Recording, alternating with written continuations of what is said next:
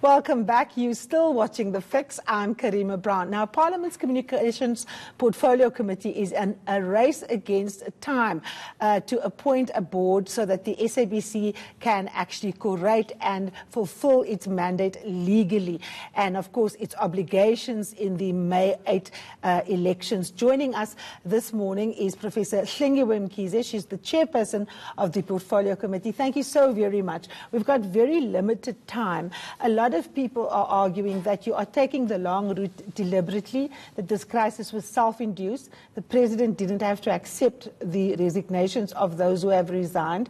Will you make the time frame? Are we going to have an SABC board that curates come May the 8th when we have the elections, or even in the run-up there too? Thank you very much for having me.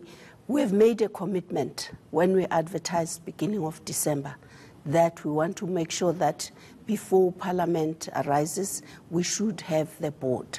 So we advertised, I think, early in December around the 8th, and the closing date was the 21st. We then extended till the end, 31st December, because it was the festive season. So the parliamentary staff, they came back, they captured all the responses. I think they were about 323, minus about 90 of people who were applying for internships and so on. So we will be deliberating coming Tuesday on the shortlisting out of this. And then the interviews, we have come up with a program which we submitted in Parliament that we'll have them during the week of the 5th. We estimated that will take 3 days because after the committee is shortlisted, we should interview around 24 people. But you also, of course, have to go through quite a lengthy vetting process, and that takes a lot of time. Why didn't you just take the option of appointing an interim board? Well, you know, the legal, we applied at Parliament. We contacted the legal department. They took a little bit longer to come back to us. You can stay forever. No, I don't want to say that. So we thought, okay, in the interim, let's move in this direction. But vetting is critical. But it takes time, a lot of time. No, you can get a special permission, given the number of people that will be looking for 8 candidates. Hlengiwe, how do you vet somebody for the board of the SABC? Well, who does it? There is a special section that deals with vetting. I think they cooperate with the relevant department. Is it intelligence services or the police? Or? Yeah, I think it's intelligence services. We have said they will have to work simultaneously with us when we start the process. And also then the qualifications. The parliamentary staff, that's one of the things that has taken time. Some people who applied didn't say much about their qualifications. But why are they then even selected? So if you're looking at, say, a pile of 200, right? If someone is vague about the qualifications, why are they in the pile?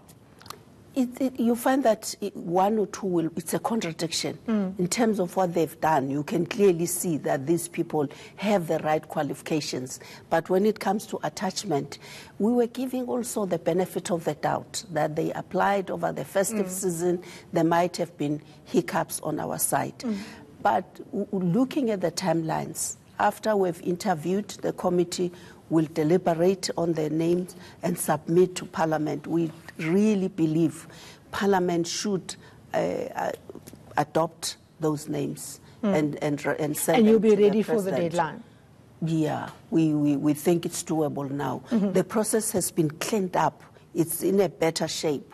You know, the last time when I interviewed a Minister of Communications, Ayanda Dlodlo at the time, she's now the Minister for Public Administration, she said to me that she's waiting for SACA for the qualifications.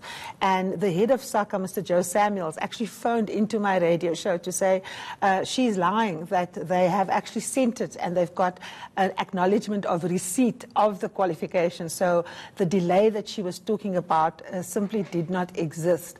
There are people like Mr. William Bird from Media Monitoring Africa who's saying that this is a self-induced crisis because the African National Congress wants a pliable board before we go to elections. How are you going to assure the nation, given after what has happened to the SABC, the editorial interference there, the sex for jobs, scandal, and the financial rot that is there? I mean, from March, the SABC literally won't be able to pay salaries. What guarantee can you give citizens that the people that you are going to select are going to be people of integrity? Well, you know, this is a public process. The people will be interviewing have been nominated by the public. I think that's where sometimes the process starts going wrong. There are those who are nominated by credible bodies like SANEF and so on. But with some, when you look at the nominating people, you start thinking, where does this come from? Where does it come from? Why are they interested in this? You know, one such name that comes to mind, and I must put this on you because you are now the committee chair. You weren't the committee chair then. But we saw recently that the head of ICASA has been sentenced to 25 years in prison for fraud.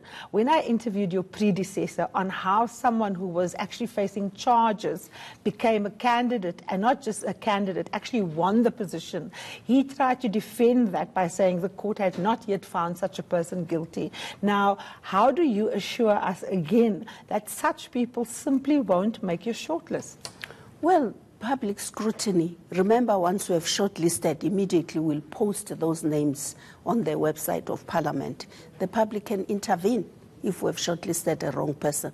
But also on our side, given what emerged, we cannot gamble. But in the case of Mr. Reuben, who is, by the way, 20 years charged, or rather sentenced to 20, not 25, as I said earlier, the public did actually bring it to your attention. Civil society organizations did, but the political bigwigs in the African National Congress wanted him, so they ignored the public. I think at that time it wasn't clear. I know the committee, when he was found guilty, immediately they came up with a memorandum. They sent it to Parliament to say this person should be relieved from his duties. And Parliament having approved, apparently there was an intervention. And even last week, without even a memorandum, the committee was clear that we should act speedily. There's another problem coming your way as head of the committee, and it came out of the budget last week, which I'm sure you were there when Finance Minister Tito Mboweni says we must tighten the guarantee rules, right? They're going to now put these chief reorganization officers inside any state institution that requests money for operational purposes. In fact, he says Cabinet is considering a proposal to end the issuing of guarantees for operational purposes. What will your attitude be to the government placing effectively an independent executive inside the SABC who will run across board decisions, management decisions, because the SABC needs government money. Government is saying, if you want our money, you spend it our way. You know, I don't think government wants to interfere with the editorial independence, but they are looking at issues of governance. They are looking at the tender processes, because if you look at the reports in the past with SABC, a lot went wrong.